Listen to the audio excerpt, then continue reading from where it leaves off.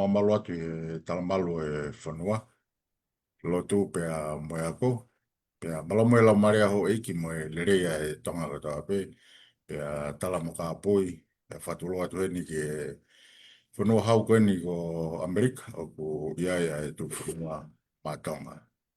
Hawek moe kainga o ke tau taimi i he tainimi o ko osi ai menite tolu walu me ke walu e fiafi i ano masi ma i Amerikani. E tau fiafia, tau kauwhata heni mo e whae koe ni, a koe tōtaha koe ni me Hamoa, ai a ko Leaso, tau fiafia ke tau kauwhata pia mo ia. I he porokalama tātala noa ko ia ai tuk whanua matonga, ai e whakahaka tupe i he rea whakapapalangi i he hiri koe ni, ai talateu koe ni. We are honored to have Mrs. Leaso with us with the Tukfonua Matonga, and what an honor, what a delight to have her with us tonight with the Tukfonua Matonga to talk about her educational journey from all the way from Samoa to BYU, Hawaii, and now in Houston, Texas, in the United States of America. Leaso, how are you? And how's the family? And how are things out there in Houston, Texas?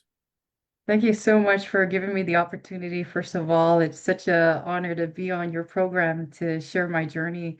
It's so hot here. It's hot in Texas, but I'm kind of used to it because of the weather back home in Samoa. Family's doing well. Everyone is outside and trying to stay cool. And so far, so good. But thank you so much again for having me on. Well, thank you. Thank you so much. And I believe it's the same thing here in Salt Lake City, Utah. Mhm. It is kind of hot today, but we're happy because things are going good and family and everybody else are doing fine here in the state of Utah. I know this is your first time joining us and to participate in our live broadcast and talking story. And as you know, or may have heard about the Tukfonua Matonga, the four pillars of the Tukfonua Matonga, or the primary area of focus, is technology, education, government, and culture. And I believe like tonight, we are going to focus primarily on your educational journey from Samoa to BYU, Hawaii. And now you are here on the United States of America, the mainland, in Houston, Texas. But before we move on, could you tell us a little bit about yourself, your family, your siblings, and your parents, and how was things, well, when you grew up in Samoa back home? Mhm. Uh, because I know it's very similar, all the islands in the South Pacific, like Tonga, Fiji, and Samoa, and we have a tremendous respect for everybody else in the South Pacific. But tell us a little bit about your upbringing back home. Thank you. Sure, no problem. So, I grew up in American Samoa. My parents are both, my mom is from American Samoa, my dad is from Western Samoa. And we moved back to Samoa after my dad had graduated from BYU Hawaii, but we stayed a couple of years where I grew up in Laie and Hauula. And so most of my childhood was part Hawaii, and then most of it was in Samoa. And it was a blessing to be in American Samoa because I got to learn the culture. I got to be able to understand the language, and I come from a family of eight. There's six of us siblings, four of us girls and two boys. And my dad is a Purcell from Western Samoa, and he's got just like, his generation, they come from a family of 12, 14 actually. And so a lot of brothers and sisters. So we had a lot of uncles, aunties, cousins, and that was the blessing also of being home in the islands was being able to be surrounded by so much family. And you can't hide anything when you're around family. And the other thing about growing up in Samoa was um, you got to be able to be pushed by everybody. You know, when they said it takes a village to raise a child, it really does because like you would see another group of people in the village be successful going out of island to make something better for themselves, whether it be for work or school. And then at the same time, you're surrounded by so many kids in school who wants to leave the island. And there was only several ways to leave the island, and that was either you join the military or you go to college. And I didn't want to stay home to do so much chores and growing up, a lot of people don't know this. They think that I had an easy life, but growing up in Samoa, every Saturday we would go to the plantation, and all my siblings are like 6 feet and up, and I'm like 5'4". And and so I blame it on my sisters because then I tell this story a lot to my kids because you know how like we have the long stick on our shoulder and then the two baskets on the side? I was that girl that carried it all the way miles from our plantation to home, because my sisters were like bullies to me. They're taller and bigger, and I was small and short, and I didn't care because I felt like, well, if I can get this home and do all the, we call it the fe'aus, the chores outdoor. I did all the cooking outside. My sisters did the cooking indoor because my brothers were younger than me. And so us girls had to do all the boys' job, and I will prepare the umu outside. I will get the fire going and start peeling the bananas and we call it saka the bananas, you know, boil it outside and then I would be the one husking the coconut and get the squeeze the juice out of there. And I did it so well that when I was done, my mom said, "You can do whatever you want." And so I took that in mind and made sure that once I did all the chores outside, I was gone playing with friends and coming home not even until the you know when the sun goes down and be able to come home. So I enjoy that about childhood growing up in Samoa. My kids here in the islands, I mean in America, haven't had the chance to have that opportunity, and I regret that. But all I can do is share my journey and what I've experienced with them, and so that they could at least you know take that in mind of what mom went through.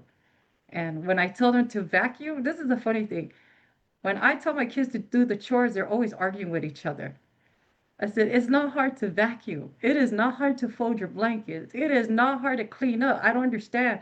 If you guys are back in Samoa and see the kind of chores I did, where my mom would make us carry these buckets of dishes and would walk like feet away from the house to wash our dishes outside. We would wash those dishes outside. We would do our laundry with the long stick and start hitting those clothes with the bar soap and start, you know, it was a lot of work and then squeezing it, cleaning it, and then hanging it up and and then of course, you know, you pray that nobody steals your clothes at night when you go to sleep. But and then I tell them like you guys have no idea how hard our chores was for us growing up in the island compared to you just asking you to vacuum the floor is nothing. So yeah, it's interesting. So when my kids try to get away with stuff, I keep telling them that's nothing. Wipe your tears because that's nothing compared to us growing up back in the islands. So Awesome. It sounds like, very like what is it, like Tonga, Samoa, Fiji, we have a similar, mhm, very similar culture, if not the same. And most of the chores, for you folks and for, those from Fiji and even from us in Tonga, mhm, are relatively the same. And even for myself, I remember, before I even go to school in the morning, I have to get up really, really early in the morning yeah, and go to the bush and look for food for our pigs and chicken and goats and before I even go to school. So yeah, what an amazing, chores and responsibility and education for us back home. mhm, So yeah, so as I have said, said earlier, that education is one of the primary focus is of Tukfonwa Batonga. Mhm. And how was education, how was education was empowered and promoted at home by your parents Yeah. and people in Samoa? Can you tell us a little bit about the promotion of secular learnings and education? Thank you. Yeah, sure. So, I brought up the information about my dad coming from a family of 14. There's 12 siblings. My father was the only one that went to finish elementary, finish high school, and was the only one that went to college. And so he graduated from BYU. And so because of that experience and what he saw the benefit of getting an education, at that same time, my dad understood and knew as someone that wasn't a citizen of America, he knew that in order for him to be able to stay longer in America, he wanted to be able to sustain a citizenship. So he kind of foresaw some things ahead of time. And so he worked hard, took the test, got his citizenship at the same time, got his education. Dad raised us to instill, especially with us girls, do not be reliant on a man. Do not be so dependent, not just on a man, but be dependent on anybody. But work hard, get your education, because it's so important that, when you leave this earth, you will take what your knowledge, but you won't take the physicals. And so, Dad had his own business in American Samoa, and he made us after school, doing our chores at home, we would catch the bus to his work, his job. And I would work with my dad, and he would send us to do things like money collection, people who owe us money. That was my job. He said, you're able to use your looks to make them like you and give you the money. I said, oh, okay, geez, thanks, Dad. But I was able to be able to work with different characters, different people, and not be afraid to speak, so to say. So dad taught me that. Dad also taught me the importance of money. He taught me about like budget, and he also taught me how you can learn all these things, but if you don't solidify with a degree, what's the purpose? You will always have someone higher than you come over and take your place over your knowledge. And so you need to make sure you certify that. Um, because of that and mom's work ethics, mom was the type of person like any typical Samoan. Hustle was at home. Hustle as in keeping the land clean and making sure that the plantation was, the food and everything, all that stuff. So mom did all the household. We were never sitting still. My mom was like, do go, go, go. And dad was more of the business side. I was intrigued by my dad's accountant. I wanted to know what he was doing with numbers because I wasn't really good at understanding English, sort of say, and so I was fascinated with the numbers and how numbers were able to be manipulated and tell a story. And so I left to go to college at Utah at Westminster College down in Salt Lake City. I left because it was a culture shock for me. After a year, I had to come home because I wasn't so used to being around the Palangis all over. That wasn't, I grew up around Polynesians, Samoans, and so it was a culture shock for me. Dad brought me home, and then I went back to ASCC, American Samoa Community College. But I feel like education and military was a big thing for the island of Samoa because we didn't want to stay on the island for the rest of our lives. Not everyone, but majority of us. So it's either we chose either one of the two just to get off. But for me, I chose to get my education. But um, that was to answer your question. It was really talked about at home a lot by dad. And mom was more of the enforcer. Dad was more of the in your ears advice always, you know.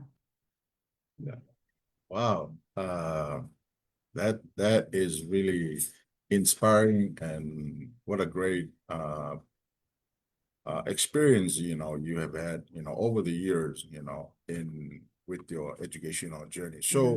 So how did you ended up in BYU Hawaii? I mean, you're Yeah. Samoa to Salt Lake City, and now you're back home, and then now you are at BYU Hawaii again. Can you tell us a little bit about that, that journey, that process of how you ended up at BYU Hawaii? Yes, let me tell you that story. So, after my experience at Utah, which was there, it was not anyone's that did me wrong. It was just me personally. It was a culture shock for me. I didn't want to go back to school. I honestly didn't.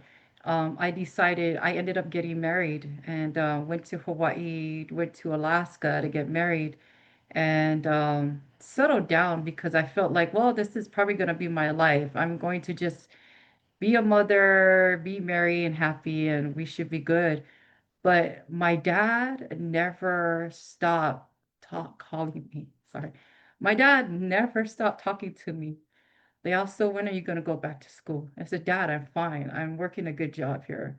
They also, we talked about this since you were a little girl. Your sisters are already in college and you're wasting all of your talent. And I said, Dad, I'm married. I could do whatever I want, in a respectful way. I didn't, disrespect my dad, but every day dad kept calling me. I'm not kidding. My husband got tired of it. And it was when when you grow up, you always have like that one saying from your parent and it never leaves you. Like they tell you an advice and it never leaves you from childhood growing up. My dad's voice of going to school never left me. When I had my son, I had my oldest was a daughter. When I had my son, I looked at him and I said, I am not going to raise you to see your mom as a nobody. I look up to my dad. I always look up to my dad because he's man, I watched my dad finish college. I watched the sacrifice as a little girl because when I was little, I remember when he was at BYU, my mom would take us to go see him at school and we would just peek in the classroom and he's in there, listening to professor just waving at us, he's gonna come out. And so those little things I remember, and I didn't want my son to have a parent that he had no one to look up to with a background. And so I called dad and said, Dad, I'm going to go back to school. He goes, I was waiting for that call. So we went back home to Samoa and I went back to American Samoa Community College just to get my foot in, the door with finishing that part of school. And then when I got accepted to BYU Hawaii, at that time I already had my third child. And so I was pregnant with my third child, finishing up my associates, and then went to BYU. When I started BYU, it was 2005. I ended up with my fourth child, and you can't call in sick. You really can't get back a lot of things. So I was telling a friend of mine, it's like when I was pregnant with this child of mine, I was studying while I was about to go into labor, I was actually studying from Laie to Queen's Hospital, I believe. And because I had a test the next week after I delivered my daughter, I took the test the following week. It was it was I wasn't thinking about the pain, I wasn't thinking about all that stuff, but I was thinking about let's get the job done. It was a good experience because my kids would tell me they remember seeing me always with my head down in a book, just studying, studying, studying, and not having any interactions, not a lot of interactions with people because a lot of my time was very valuable. Time was very important for me. I didn't have time to really associate with anybody other than school, studying, my kids, staying up late at night, studying. And it was hard because I felt like I lost a lot of friends during that time that or people that were trying to be friends with me. But I think a lot of misunderstanding came from they didn't understand that I had limited time. I'm missing time with my kids. And so the valuable time that I have, it cannot be with you. It has to be with my kids. If I'm not with you, with my kids, I'm studying. It was hard. It was, I could tell you, people would tell me like, why'd you major in accounting? Because it's my love, it's my passion. Just because I have kids, that doesn't mean I'm going to stop doing what I feel passionate about. Um, my kids, I remember taking them to school with me when they were infants and trying to make sure that this is the weird part, when I didn't have a babysitter, I would keep them up all night with me so that when we took them to class, they slept the whole time. But it was, I had four kids then when I was at BYU Hawaii. Um, I say to a lot of mothers and parents, like, just because you have a child doesn't mean you can stop learning. Just because you have a child doesn't mean that you can't go for that higher level degree. Like all degrees are good, but if you want to do engineer, if you want to do computer science, if you go for it. I always say don't just do something just to get through college. You got a degree on a paper, that's it. Um, I have to say that that experience with my dad, how he raised us, and my mom and my siblings who had graduated before me at BYU Hawaii had really ignite me to keep pushing. Now, I can tell you there were a lot of times I wanted to quit, a lot of times. But it's when I come home, like this is the routine. I would pick up the kids from babysitter, which by the way, to Fakatava family, I love you guys so much. You guys have been such a blessing to me at BYU, Hawaii, have always been there and helped me with my kids. Uh, you meet such amazing people and families and those around. It really helps you while you're there. And you don't ever feel alone.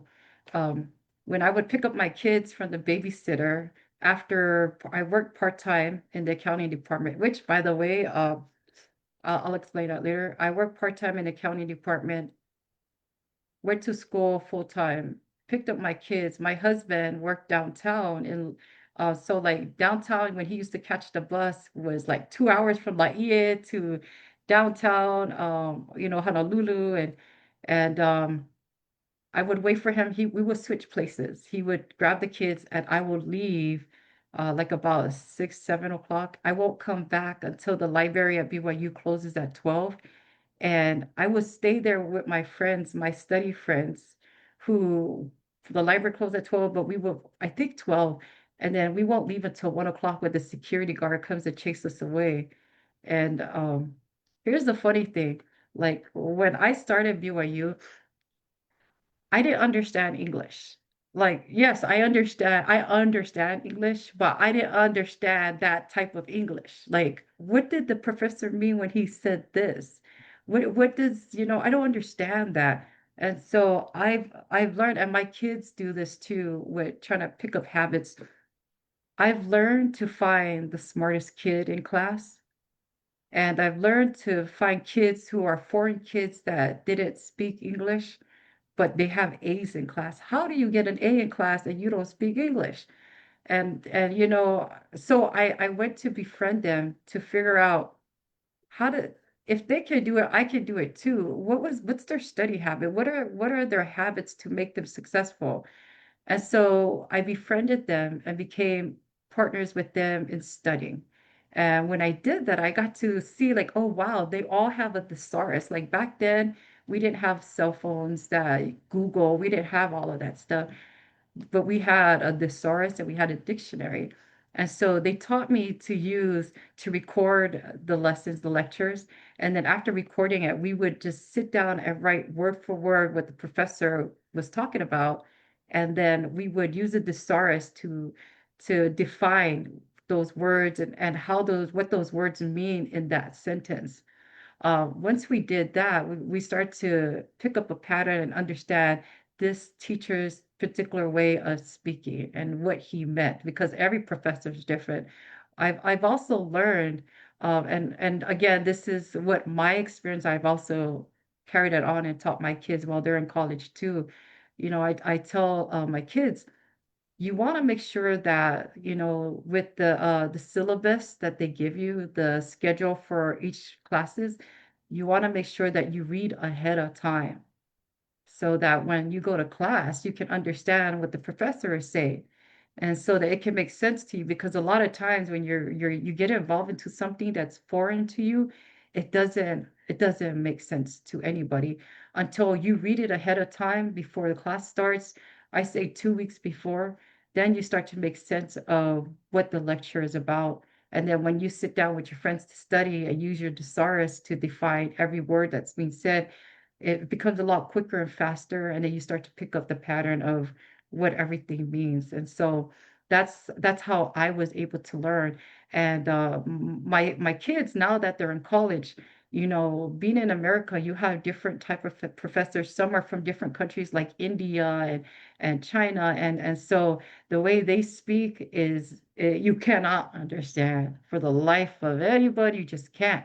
And so they've done what I've taught them to do was, grab the syllabus or the schedule that you have for each class, plan out your week, your month, and so that by the end of the semester, you've already accomplished those goals, and have already figured out, okay, well, if I do this, I'll be able to have enough sleep, throughout the week without cramping everything at one time last minute, and then you can't really think and study, and then you forget what you've learned the time the test comes.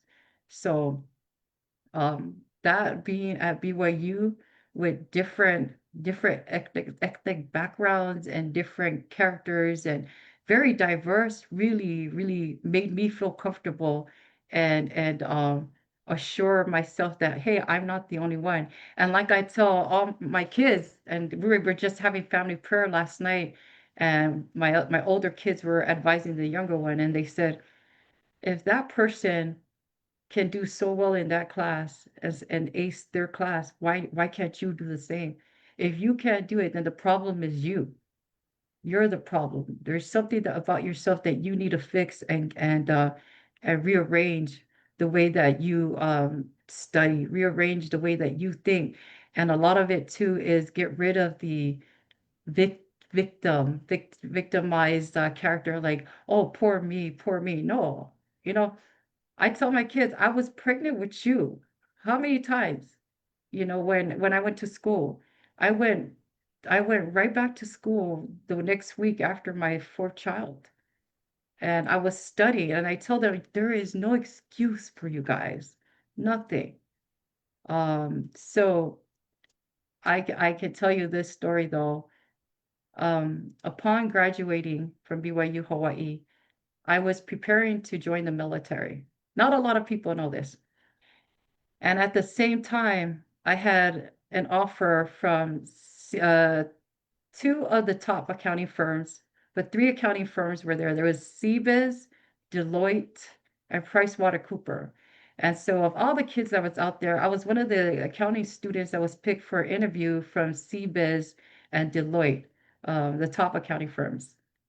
I was so excited, just as a mother and a wife, and I'm about to graduate, and at the same time, not only am I going to graduate, I get picked for an interview by these top accounting firms. I get to the interview, and everybody's nervous, and I guess me getting interviewed by the firm doesn't really faze me a bit, because in my mind the confidence come from my kids. If I can't screw up, I cannot go there and be scared, because my kids' future is at risk. So I'm going to make sure that I fake the confidence, even if it needed, just to get through that interview. And so the interview went so well. CBiz and Deloitte was going to give me an offer. After the interview, I was pulled to the side by one of my professors, And I could tell you there are two people that I would never forget that played a big part in the path that I took in my life. He was one of them. And I'm not sure if I should say his name, probably not, because I didn't ask him. But accounting professor pulled me to the side. He said, Leaso, I could tell you one thing. You are going to get the job for CBIS and Deloitte, but it would have been different if you weren't a mother or, with children. And I said, what is I'm on this high already. Like I am so excited. I'm going to go buy me whatever I want with $50 in my bank account because I'm already rich just thinking about it. But he said, no, it's different for those who are single. But when you get into a job just such as this big top accounting firm, you're going to spend so much time away from your family. Your kids are still young, and at the same time, your relationship with your husband is not going to be that well. I just cried. But at the same time, you know that what he says to you is right. The same way I had that same feeling when my dad kept bugging me and I kept trying to change my phone number so my dad don't tell me about school. But it was such a surreal, calm feeling like, no, you cannot take those job offer.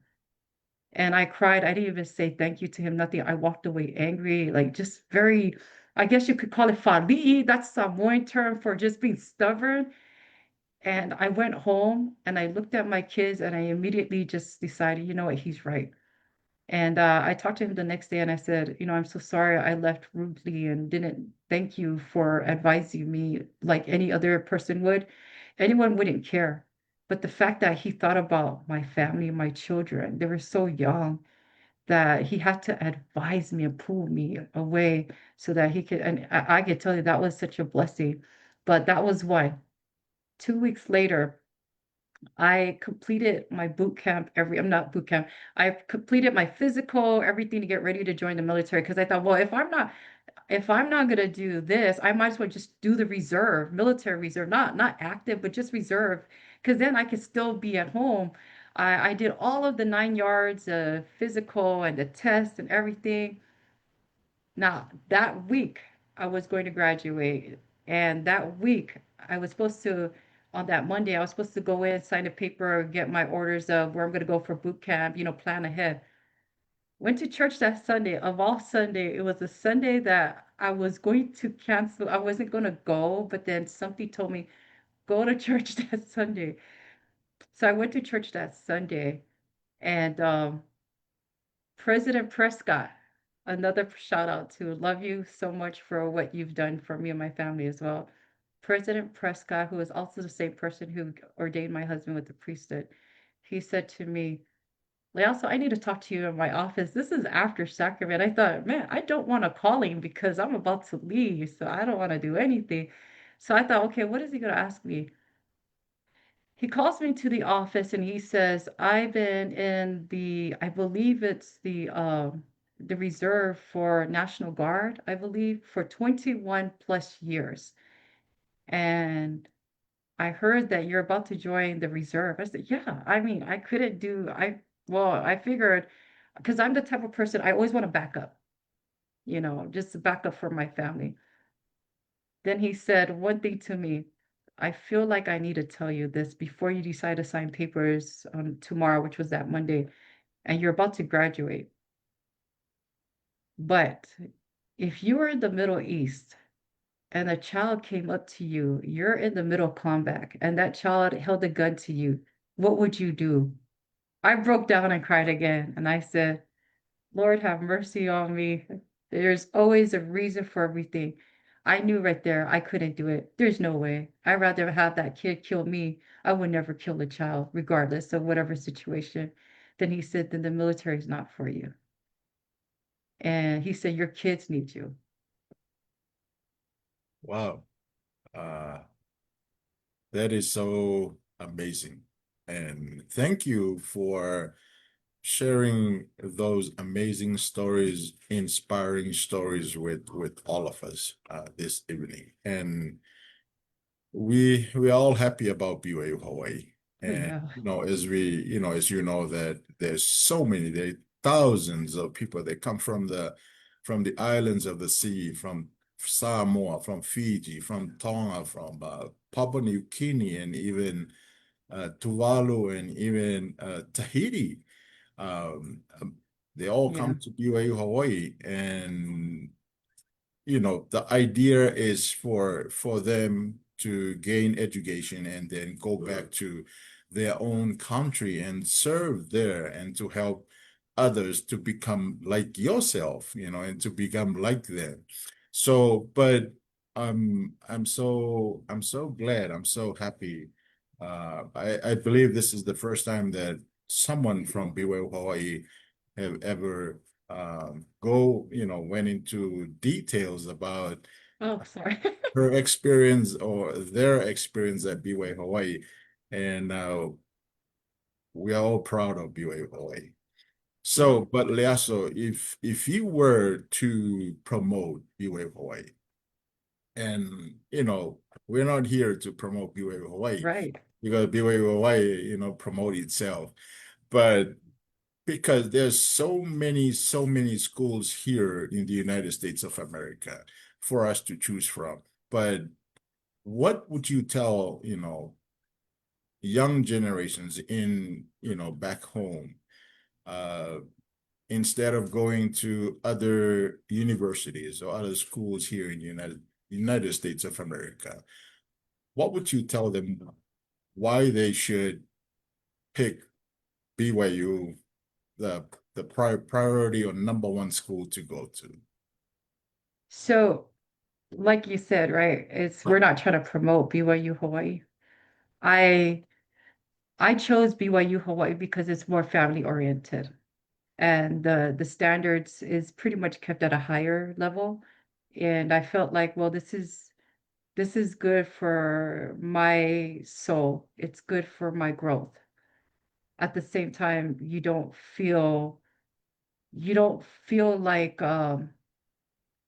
you're overshadowed by some form of you know, darkness is how I see it. But I mean, there's always there's always there's always a good, bad, and ugly in all colleges, right?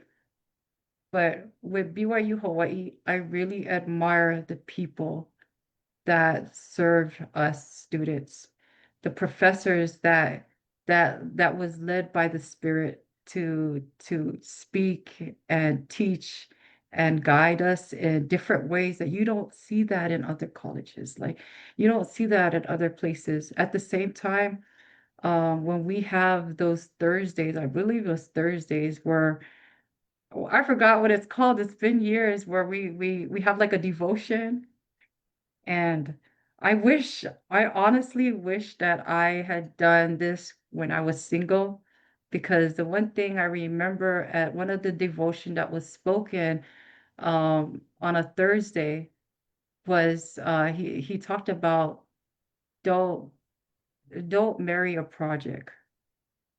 If you don't want to marry a project because you're going to spend the rest of your life trying to fix that person, fix that project, when you yourself are probably a project. And trying to be careful with the choices and decisions you make. Um, but I carry that advice with my kids because for me, I'm a project to deal with. But at the same time, it really, BYU really, with everything else around, it really taught me spiritual growth. I can honestly say that I didn't know myself until I went to BYU. I got to learn who I am, who I really am, as Leaso. I didn't know growing up, truthfully, myself as a person, as a child of God, as a mother, as a wife.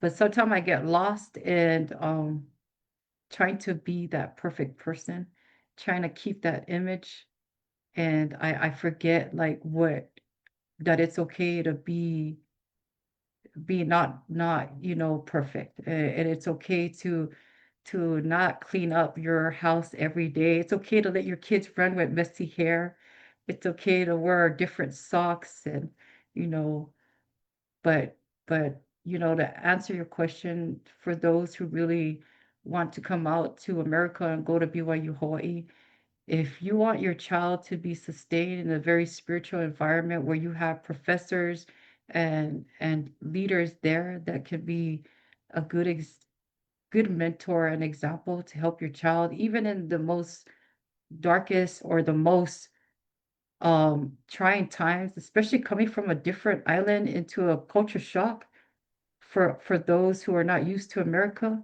or those who are not used to leaving home for the first time, you will definitely feel at home amongst all the diversity and amongst all the different leaders that we have there at BYU Hawaii. Yeah. Awesome.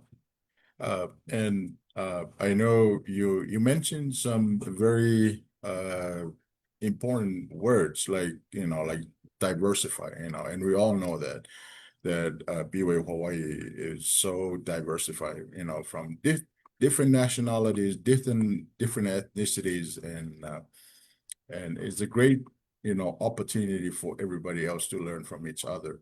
So so with that being said, what would you what would be your advice? Because you mentioned about your parents, graduated from BYU Hawaii and then went back to the island to help. But what would you tell or what would you say to other parents uh, about the importance of education, higher education? Yeah, definitely. Um, I would say with my kids, you can't just push a child now when they hit like high school, like they're 18 years old and say, you need to go to college because the next door neighbor is going to college. You need to, because it's going to make our family look good. No, you need to, when my kids were little, and I've learned this because of my dad and my sisters, how they raised their kids. I surrounded my kids with classical music. They hate classical music now. But when they were little babies, I surrounded them with classical music and books. My boys, since they were little, even though they were doing basketball, football camps, they've never missed engineering camps during the summer when it was available. I made sure that my kids had their dad loves video game, and I could go on and on and on about video games. I hate video games, by the way, but I made sure that my kids had Legos, had things to make them exercise their brain and their mind. And so they would put Legos together, and then I'll give them like little things to be creative, like the wheels to make it move and stuff. And I also try to teach them basic piano because I play the piano. It was more of to get their mind engaged and busy while they're growing up. And my my two kids learned how to read early on, when they're before they went to school, started elementary. If you parents can engage your kids at a very young age, forget the hype about, the westernized hip hop or whatever, brand new clothes and all that stuff. That's nothing. That is nothing compared to your kids' future with right here. You have to instill education from when they're younger, just like how my dad instilled that in me when I was young. And even though I decided to go off on my own in the beginning, it never left my mind about going to school. Because when I had my second child, my son, that's when I decided, wow, I need to go back to school. So but when your child decides to fall away from college because they feel like, no, this is not for me, don't stop advising them, but don't push them at the same time as adults. Because as long as you advise them in a loving way, they will come. The Lord will find their way to get an education. But even if it's not an education, they can educate themselves in trades, different things other than just going to college. They can go learn how to do mechanical stuff or just a lot of different things, and then learning how to build businesses upon that. And so I that's my advice to parents. It starts early on.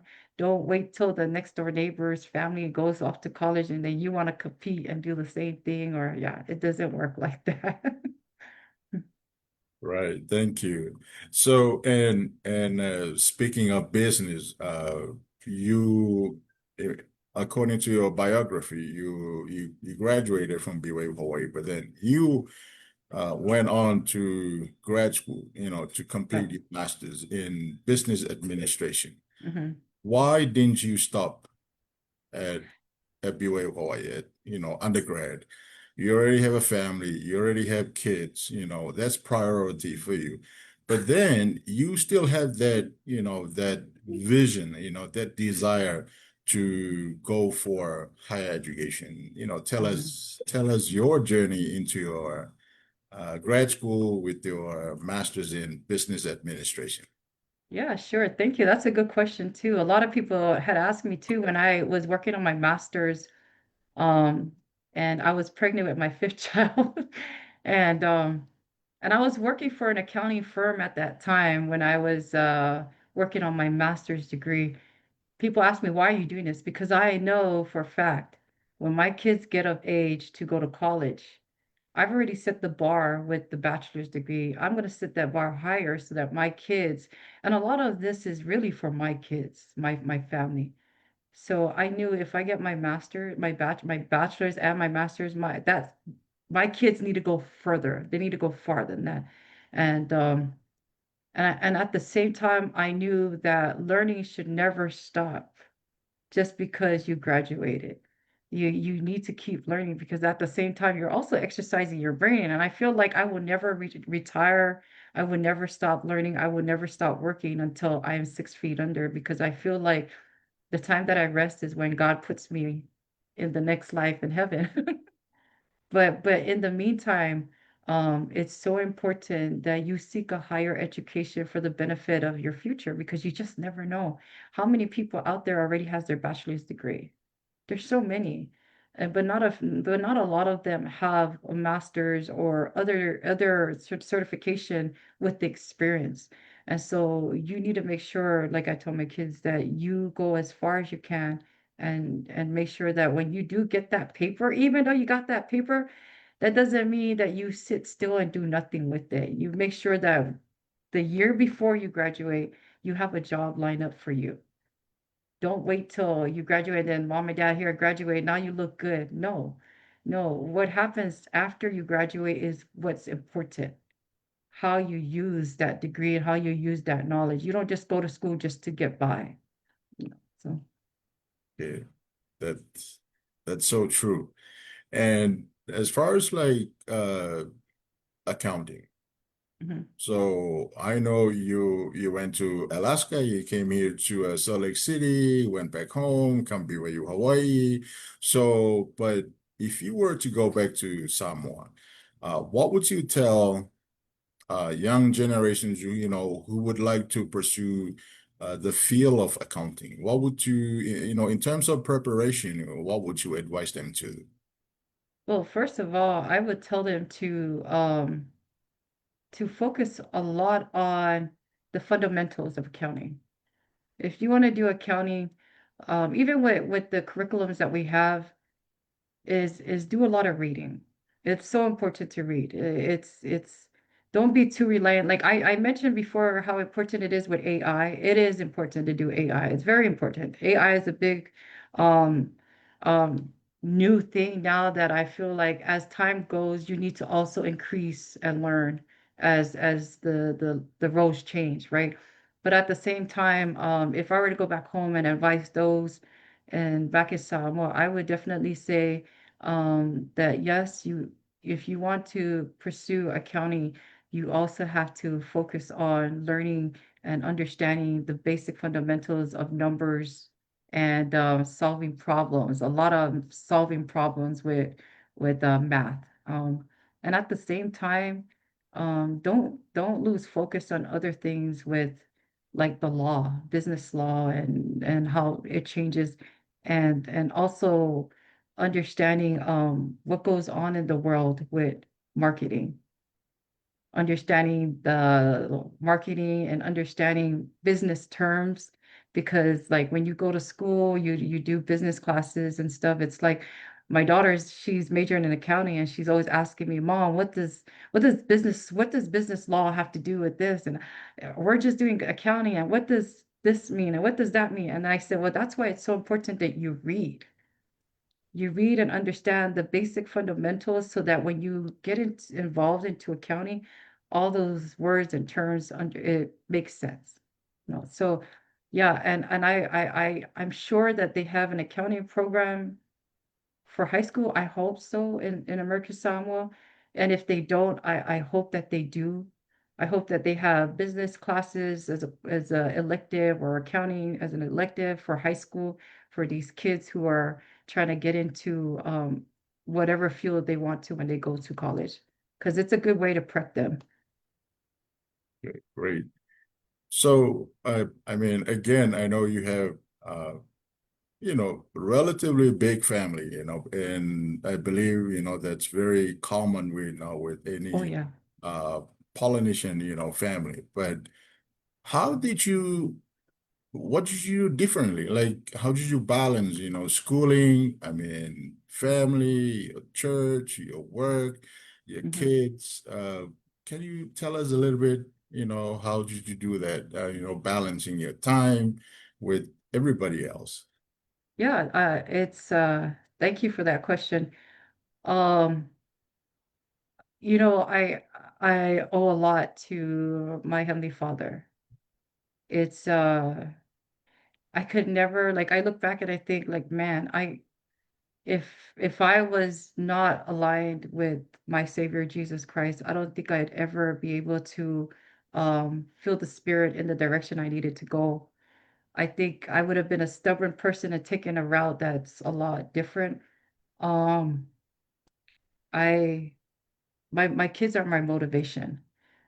And believe it or not, but just like anybody else, you get a lot of people who like to disregard you and will become negative and I actually welcome that because that actually motivates me even more to prove a lot of people wrong because I feel like I'm not doing this for you. I'm actually doing this for my kids and it's all to my family and having to balance that with church, my family and my kids.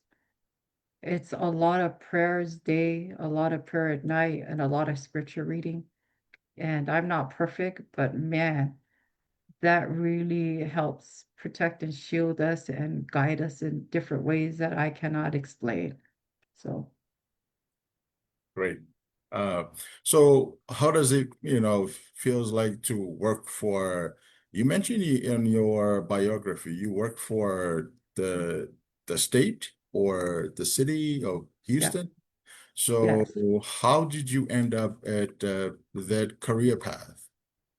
So, I first worked for an engineering firm in Alaska as, more like a controller type and as a senior accountant doing all the controller work.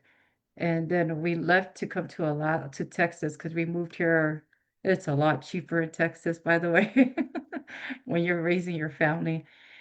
I as I was waiting to get the right job, the city of Sugar Land was a good pick for me because it balanced out my family and being able to work from home on days like 2 days out of the week and still be the mother I needed to be for my family.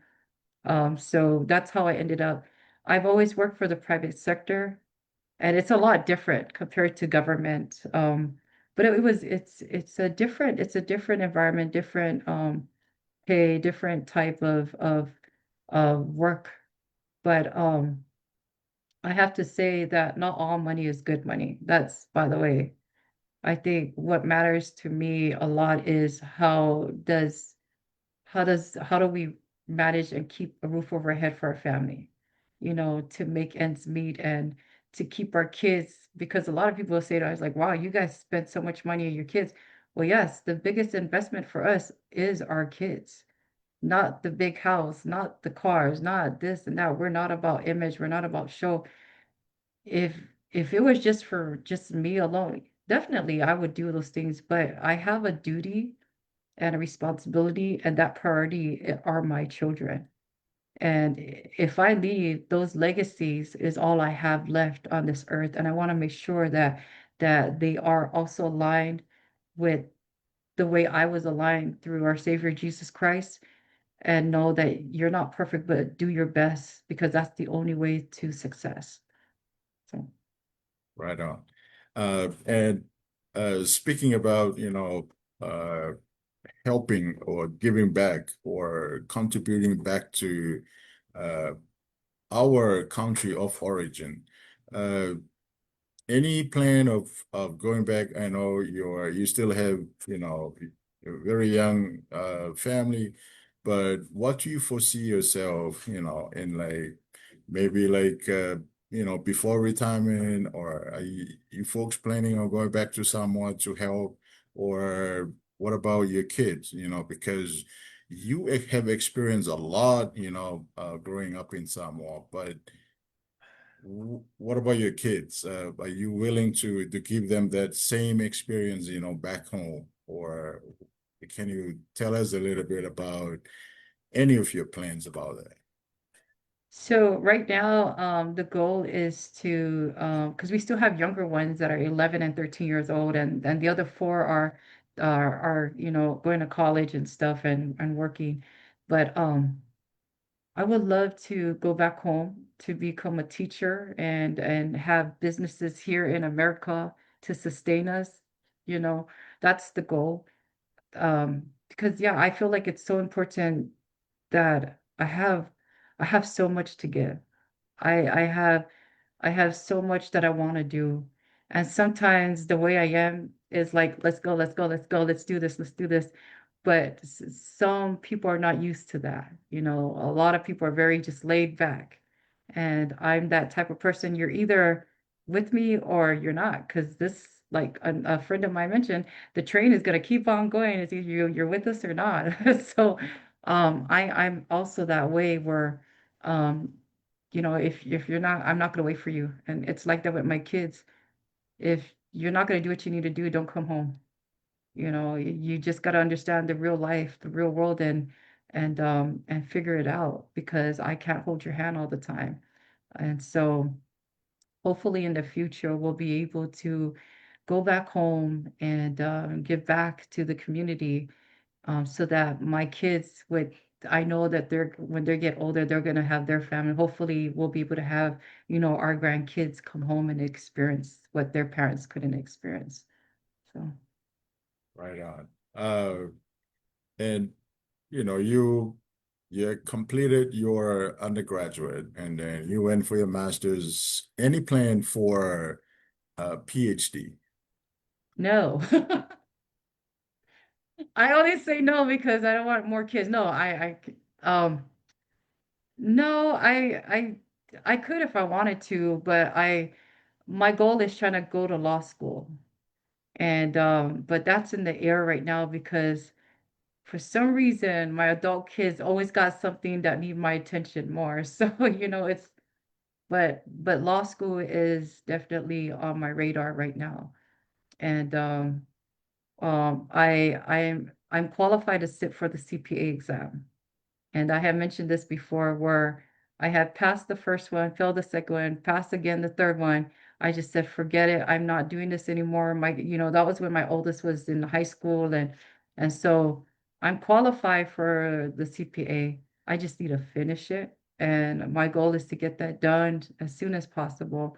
And but at the same time, I want to go to law school. That's my goal and that's my dream. Right now it's a dream. I need a, like I said, as a mother, the priorities are shifted a lot. And so we're hoping that God willing will allow me when it's time, when it's the right time for me to do it. So, Right. So, and why law school? Have you looking into preparation, exam for LSAT, or oh what are you yeah. what are you doing right now, if you were wishing to go into law school? Oh yeah, I have my LSAT book to study for. I've already studied for it. I just need to do the testing. I've already signed up with Texas A&M Law School. So, but again, it's the funding. It's, we have to, for kids in college, yeah, it's a lot. It's a lot. That's But I'll right. take sponsorship, by the way, to anybody. Right. Wow, that's amazing. I mean, from accounting to business administration and now into law school, uh, Yes. Yeah. that is super awesome. So, and if there's anything that you want to, say, perhaps maybe like something that you forget to mention, earlier, uh, what would be those things that you want to share with the rest of the people who are watching our live? Um,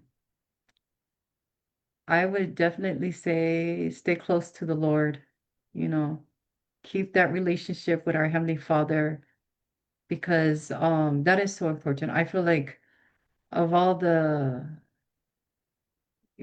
let me go back. Like, my husband works in Alaska, so he comes home every 2 weeks or a month, and so it's always just me. And a lot of people say, "Well, don't you feel like you're a single parent?" And so a lot of people tell me, "Well, single parent can't raise their kids right." Well, I could tell you this for sure is that those who are single mothers out there, as long as you have your Heavenly Father in your heart and raise your kids the way, to know who our Heavenly Father is, they're gonna grow up to be the way that they need to be. They won't be perfect. And for everybody else, I would definitely say be kind to one another.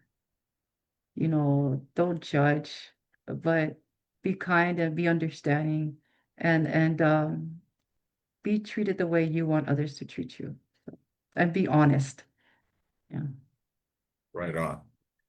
And I know you also mentioned on your biography about your podcast, and like what I said, like uh, I think I have watched some of your podcasts, and it's the same, here at Tukfono Matome. When we first started, we didn't know where to start. And we kind of like have the fear of, speaking in public and coming up in the cyber world. But Yeah. tell us your own experience about the beginning of your journey with your broadcast. Yeah, most definitely. Thank you. So a lot of people don't know this is that one of my friends had talked to me about some Polynesian down in I believe it's San Antonio who had their podcast going on. And I thought about it, but then it was until like I think 3 in the morning I felt the spirit and it says, do this podcast, get up and do the podcast. And so it first started out with our high school. Um, everyone was trying to get ready for a 30th anniversary for to get back together. And in 30 years, you don't remember each other. You want to be able to know. And so I thought the podcast was a good way to invite one at a time to see how they're doing in life and how their family and how their growth was.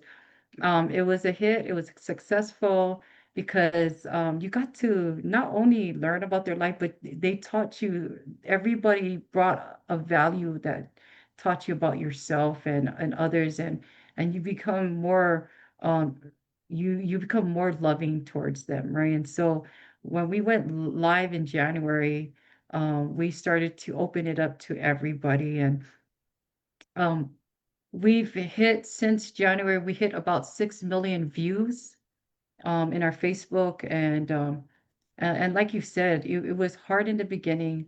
It's still hard now because you get a lot of the negatives on top of the positives and you get a lot of like those who only come on to bring you down and hurt you and but I always have to be reminded of the positive.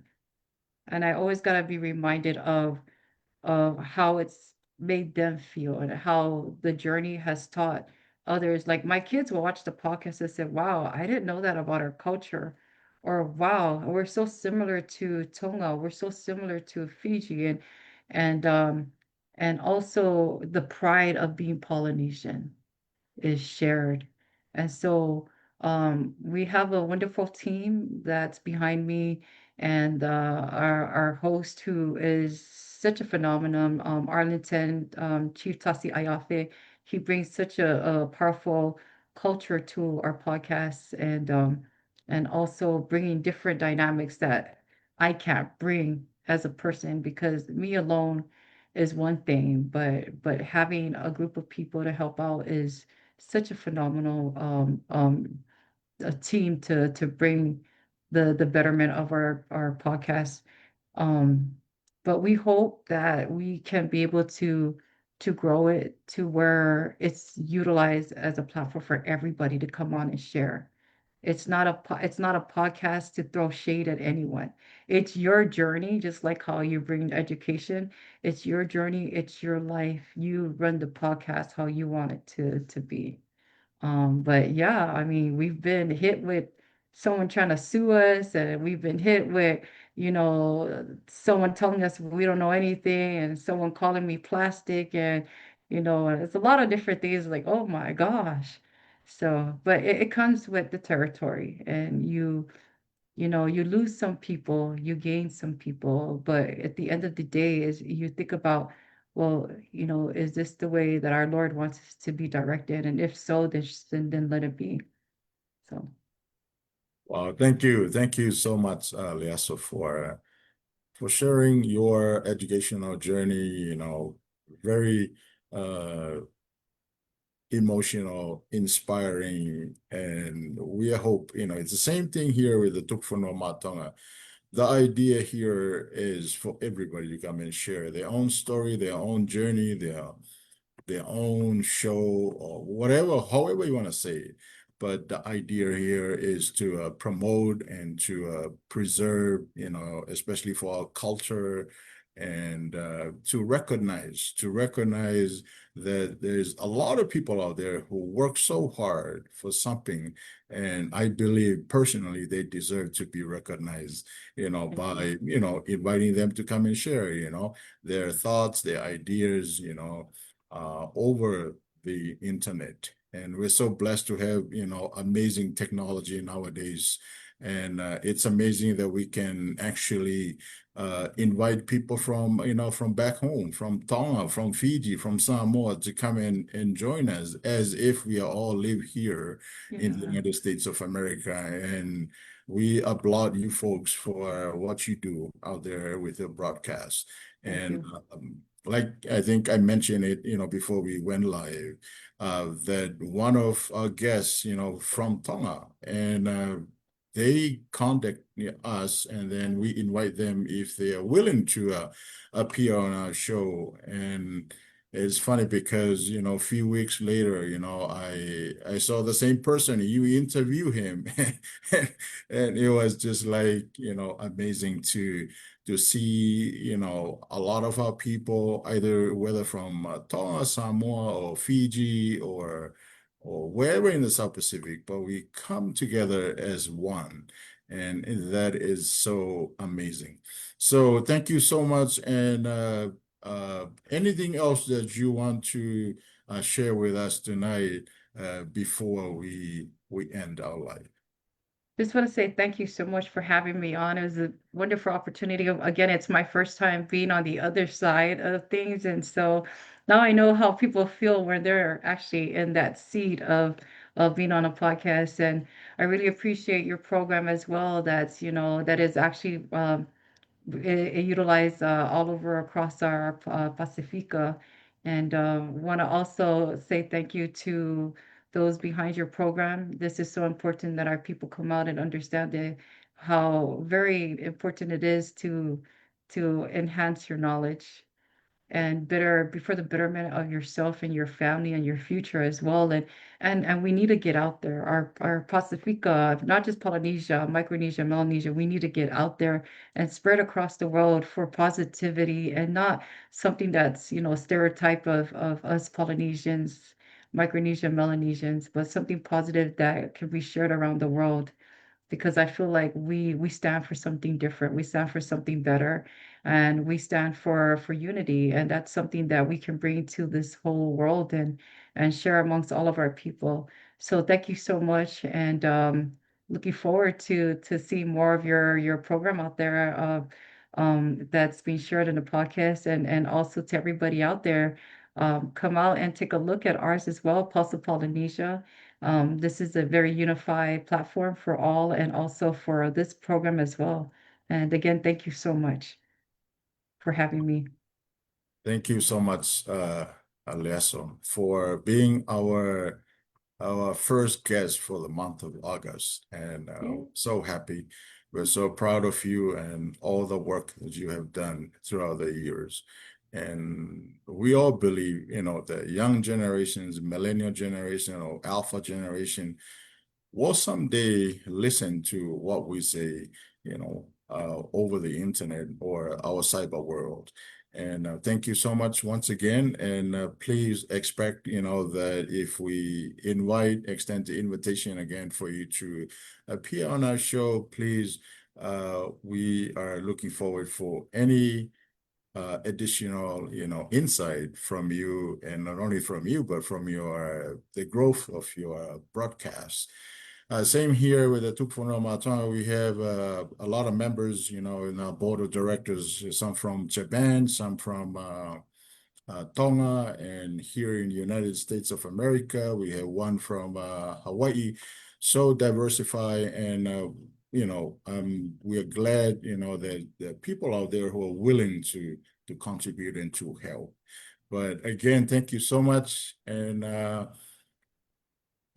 believe that's the end of our live for tonight. Hoit mo ga inga ko e ngata anga ia o e prokalama ki he boni pe mo Mrs. Leaso, all the way from Houston, Texas. Ofo ke me o mao ha e fiaf lele mo mo ngai family I he fiaf ko ni kada auto ki wakai I he prokalama ko malo abitu.